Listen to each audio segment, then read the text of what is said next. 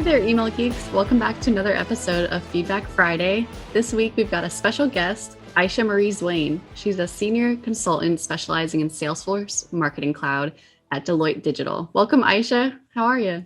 Hi, doing good, doing good. Happy to be here. Yeah, tell us a little bit about yourself. I'm a designer developer strategy combo. That's what I do at Deloitte Digital currently. I basically play all day in Content Builder, but I also work with others and train them into doing awesome work like all over the platform, whether it's in automations, cloud pages, or anything else like that. And you're also involved in Women of Email too. Yes, I am a now board member. I've been with Women of Email now for 4 years. I think I've been board member about three. That's great. Email's a great way to meet people and kind of share different experiences too and different backgrounds. This episode is sponsored by NetCore, not your old school transactional email platform. This is email reimagined. Welcome to Email Reinvented, with the only email delivery platform that leverages AI to power deliverability and increased customer engagement. Schedule a demo with the link below. So today we're going to talk about some of your work as an email developer with Apartment Guide, which falls under RentPath. Mhm. So tell us a little bit about your experience there and kind of the different versions of the emails that you created. So what I did on a day-to-day was I would get different projects coming in from different departments, and they would send it via our project management software. I know that we hopped around several different ones, and I think we were on Asana. We would get different requests from stakeholders. We had a very strict form that was, how do you want this to look like? What's the cadence? Do you have the art files, or do you want it to be done by the email developer? Generally, I didn't have enough time to do the design. Occasionally, I did do it, but for the most part, I was far too busy to be doing any design work anymore. This one, I'm showing iteration number 1 and then iteration number 2. I'm sure nowadays it is now on iteration number 3. I just haven't checked recently for Apartment Guide. I generally worked on 3 brands, but because RentPath itself had an overarching brand, I would say it was 4 brands within RentPath that I worked on. So tell us a little bit about this first version here. So version 1, if you look at the back end of the code, I based it out of Cerebras. So I learned quite a bit. So we put in different things in here. I do like to start off with a good base template and then hone to make it my own. With this template, the ask was very little. This was like version 1 that was very basic. They wanted something like a cityscape. So the content team requested a blog email that would be coming out as a newsletter every week. And this was the welcome series. So the welcome series really was only 1 email. And I hope that it expanded. If not, it was what it was. But this was the first version of it. And it had different copy compared to version 2 and a slightly different style. But this version was, it sets you up to know how the cadence is, because it says, look for our email once a week. We talk about what the subject is going to be about, besides just being a renter. We talk about amenities. We talk about what apartments can be like if they're smart, or what kind of streaming services are the best ones. And also, this was before the site was redesigned. So once the site was redesigned and deployed, that's why we did a version 2. So it sounds like as the website was updated, so were the email templates. So it's kind of like keeping it consistent across the channels. Yeah. We had something called My Saved Places, managing your preferences. And I had just started learning how to do like hover. So I was just like, oh, look, I can do hover. So that was like my first little like dipping my toes into doing more interesting stuff with my code.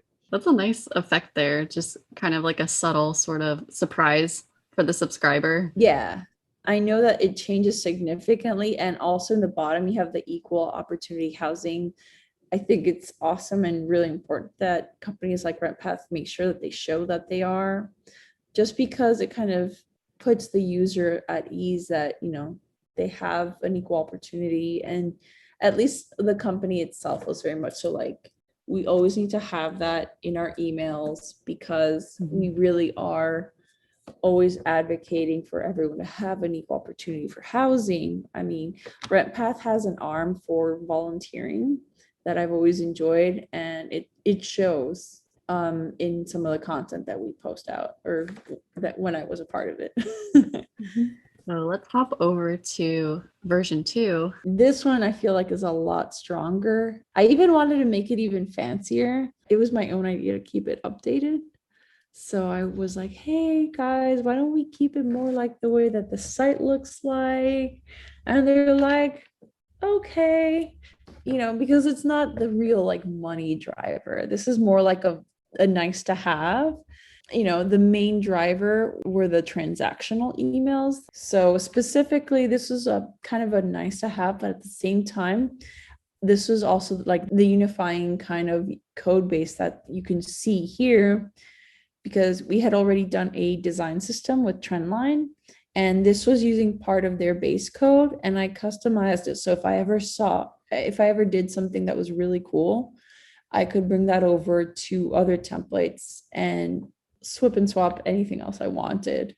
Everything was table based, so it wasn't like TDTRs. No, it was like table, table, table, table, table.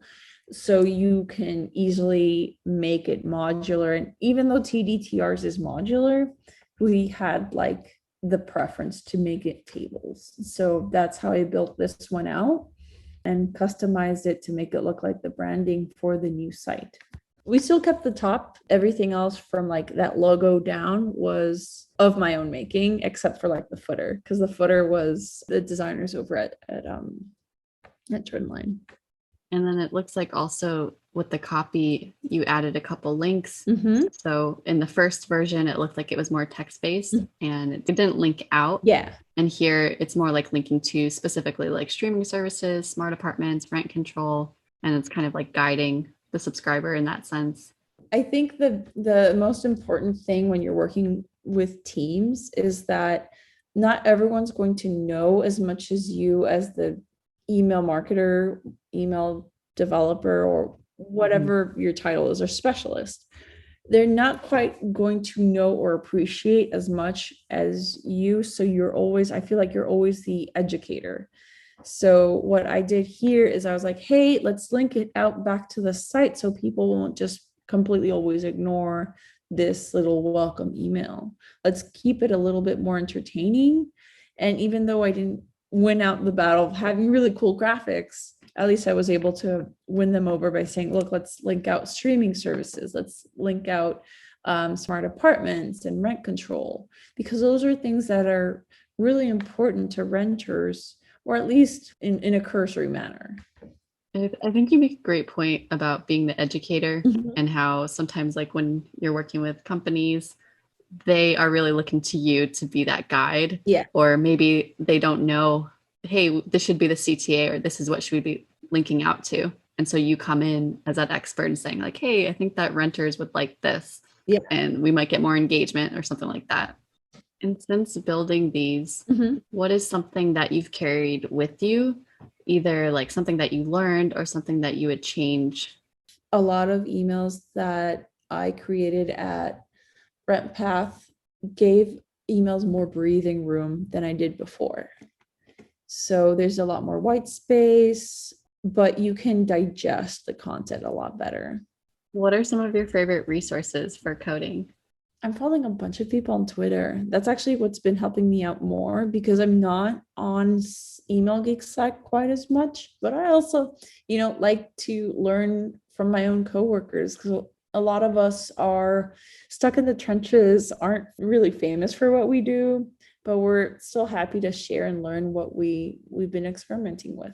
It's really cool to see the different versions and then hearing the different resources that you use even after building these. Yeah. And kind of the progression of that and like how you learn from other people. I think that we all are kind of in this to where, we all share resources and we all kind of cheer each other on, or that's kind of like the goal. Yeah. So it's really cool to hear like the different resources that you use. Thanks for sharing everything today, Aysha. Where can we find you outside of email geeks and the email world?